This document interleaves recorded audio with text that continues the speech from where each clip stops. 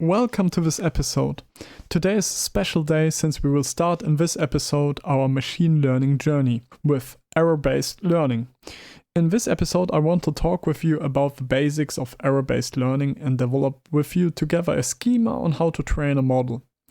But what is the goal of error-based learning? The goal of error-based learning is to perform a search for a set of parameters for a model that minimizes the total error regarding to an objective function. Wow, there are a lot of terms that might sound unfamiliar to you, but don't worry, we'll discuss those terms in this episode and also in the next episodes, so don't worry about that. So let's start. But first, let's have a look at the following data. This is a toy data set, synthetically generated. What you can see on this plot are 1,000 points of data. On the x-axis, we got our independent variable x, and on the y-axis, we have our dependent variable y. You might notice that the data points are following a linear function, but are scattered around a little bit noisy. But this toy data is excellent in demonstrating how error-based learning works. We essentially want to find a model that is able to learn from these data points in order to predict the further progression of this plot. So in the end, for example, when our model is a linear function and it uses these data points in order to learn this, in order to fit the data points the best it can. So let's start small. We got our input, which is our toy data, and we have to formulate a model. That is essentially a function that will be used in training. That model will give us an output. But think about it for 1 second. How does our model learn? How can we achieve this? We can achieve that by knowing so-called targets or labels. These are the true values. How do we get these? Well, since we only have our toy data at hand, we can use the y values as our true values for given input x. We can then compare our target values with our model output values and compute the error. This error will indicate us how far we are away from our goal of reproducing the right output values. So we will use this error in order to feed it back to our model, such that it can optimize itself and perform better and better. Let's have a look at our toy data again. What kind of model would you use when you see this data? Probably, as I have already told you at the beginning, we would use a linear function as our model. So our model could be something like w1 times x plus w0, where w1 and w0 are so-called weights. In error-based learning, we try to optimize those weights with the help of the error. w1 will represent the slope of a linear function in the context, and w0 will represent the y-intersection for when x is equal to 0. The latter is also called bias in the machine learning context. One question that comes probably immediately to your mind is what kind of values should we choose for w1 and w0 at the beginning? Well, we will argue very pragmatically at this stage and say we choose random values. In later episodes we will explore a more systematic way of choosing those weights.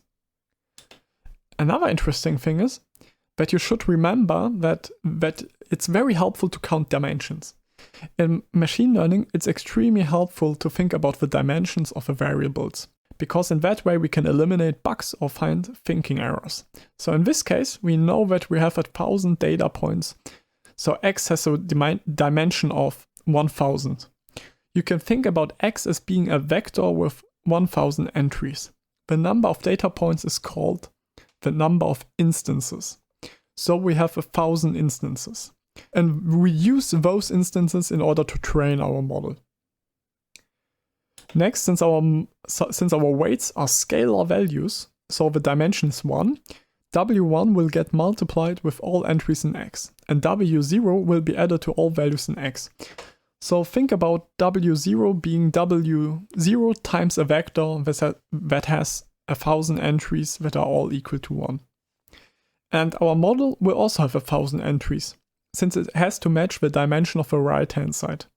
Meaning for every input x, we will have a corresponding target value y. So the first step is count the number of dimensions. In that way, you can see whether your dimensions on the right-hand side does match the dimension of the output side. And also another tip is to understand what these weights are. And we will see in later episodes what kind of initialization strategies we can use in order to give them values at the beginning. So before we are starting our training. And for example, when we are adding a weight to our model, then we call it a bias term. And remember, now we initialize our weights randomly according to a Gaussian distribution. So we are going with a very simple initialization strategy. And as I said, we will learn more about it in later episodes. Until now, we talked a lot about the model.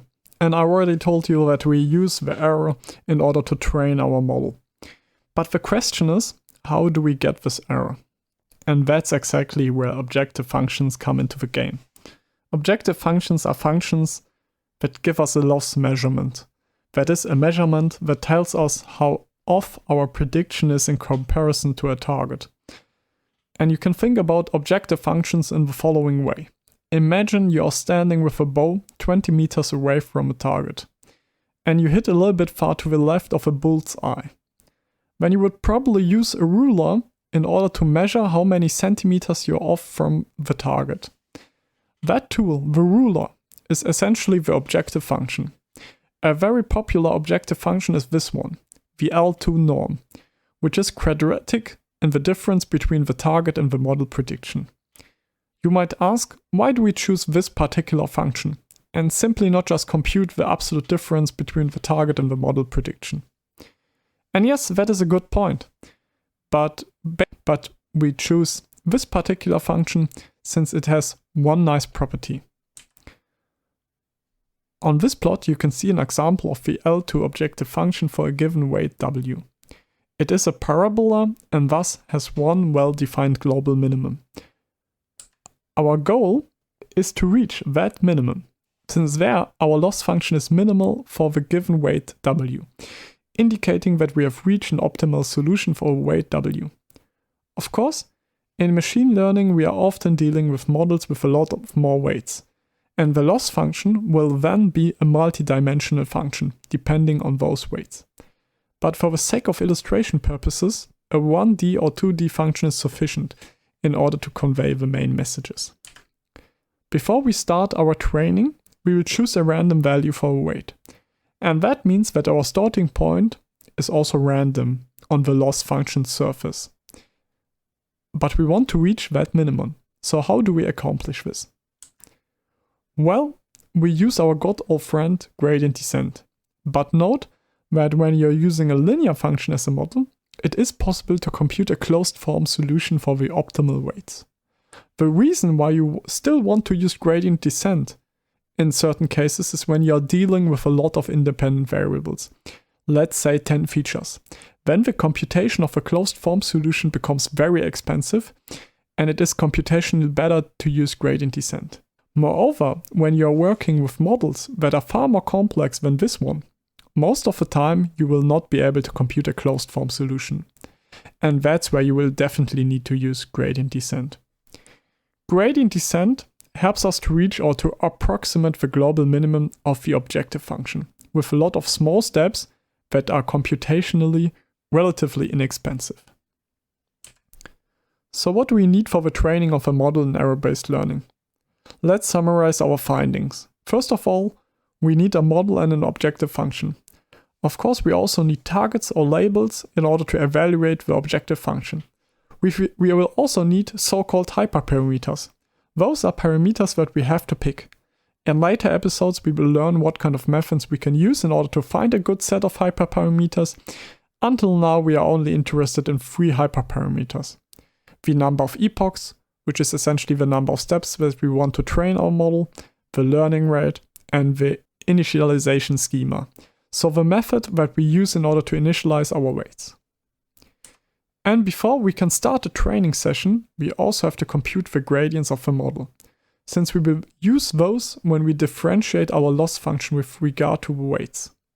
Those gradients will then be used when applying gradient descent.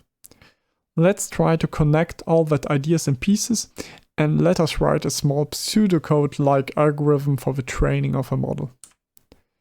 So before we start our training, we have to choose the learning rate, the number of epochs, and the initialization of the weights, and of course the objective function. Then we will do the following tasks for each epoch. First of all, we will compute the loss by evaluating the objective function. For the evaluation of the objective function, we will need the model prediction and our target y. This loss will tell us then whether our model performance becomes better or not. So you can imagine when running our model over many epochs and our loss function is decreasing steadily, then we know that our model is learning something. But we will see in later episodes that this doesn't necessarily mean that our model will become useful. And we will see why in later episodes. Then we will need to compute the gradients in order to apply gradient descent. Because when we apply gradient descent in our last step, in order to improve our weights, we will have to differentiate our loss function with regard to the weights. And we have to apply the chain rule when you have a look at our loss function. And in this differentiation, we will use the gradients of the model with respect to weight. And in the next episode and in later episodes, I will show you examples on how to compute those. We will code those up and see if we can train our model or not and how we can improve our training. So if you don't exactly understand how this will lead to the improvement of a model, don't worry. We will learn more about this in the next episode and also visualize it. But still, it's very important to know this schema or this algorithm, because that is essentially what we will use throughout the whole arrow-based learning series of this part of the machine learning series. This is it for this episode. If you have still questions, post them into the comments, and let's see each other in the next episode. Thank you for joining.